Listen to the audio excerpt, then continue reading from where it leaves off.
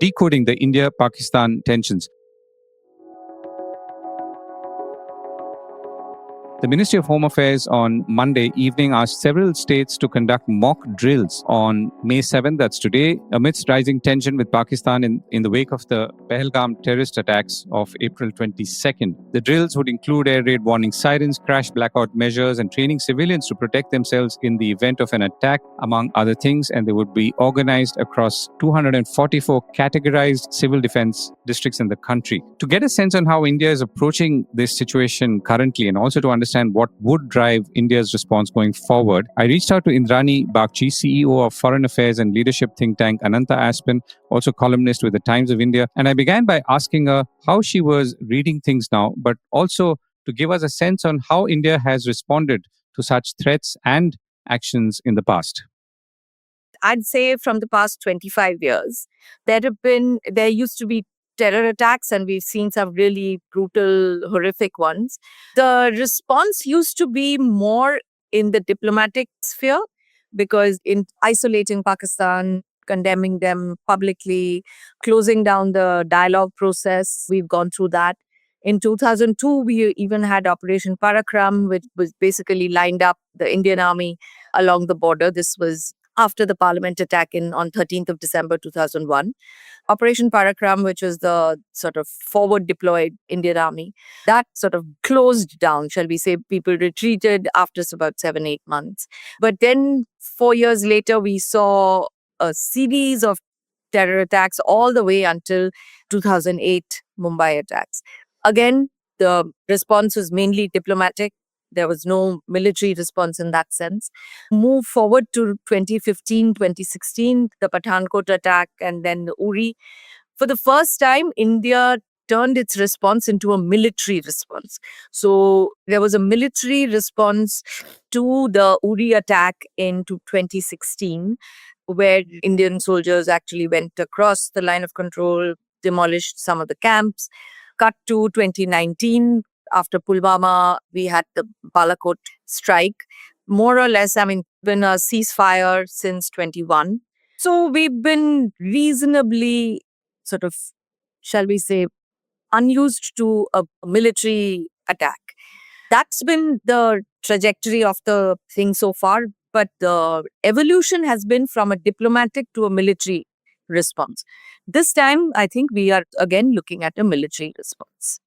That answers partly the question that I was going to ask. But really, if you say it's going to be a military response and you're saying the trajectory has now clearly moved into military responses, what kind could it be? And what is the thinking, again, or what is the kind of thinking that would define our response?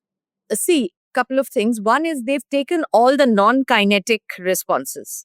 So, we barely have a relationship with Pakistan even before this attack. Whatever little there was has now been stopped. I would say the most damaging non-kinetic response from India so far has been the suspension of the Indus Waters Treaty. Most people don't quite get what that might mean, and you can't actually see that happening right now. It will be devastating for Pakistan as we go along. Give it 6 months, give it 8 months, give it a year. It's a long-term damage that Pakistan will have to live with. And that damage will be in many, many different ways. But that is still not missiles flying at each other. So what's the kind of thinking in Delhi? From all the diplomatic conversations that the foreign minister and the prime minister has been having with their interlocutors, they have basically readied everybody that there will be a military response, whether it is a multiple strike response or a single response which does not merit a retaliation. Because one of the things that we don't want, no Indian wants certainly, is a full-scale war. Nobody wants that. I don't think even the government wants that, but they do want to show a muscular response. And there is space in the world to accommodate that response. What we don't know now, there are two things here. One is India would be keen to avoid the mistakes of Balakot, and there were mistakes, very clear and obvious mistakes. So whatever they are planning, and I think they'll be waiting it out to sort of let tempers come down, etc., before launching any such thing. Also, a launch of this variety, of a military response of this variety to a nuclear armed neighbor requires a lot of planning. And I don't expect it to happen very soon, although I will probably be proved wrong because nobody really knows. But that's generally the thinking in Delhi. They want to keep the level of the war down, as in a restrained attack, preparing for a restrained response. You mentioned mistakes. So, what are the mistakes that were made then in Balakot which you feel people should take note of?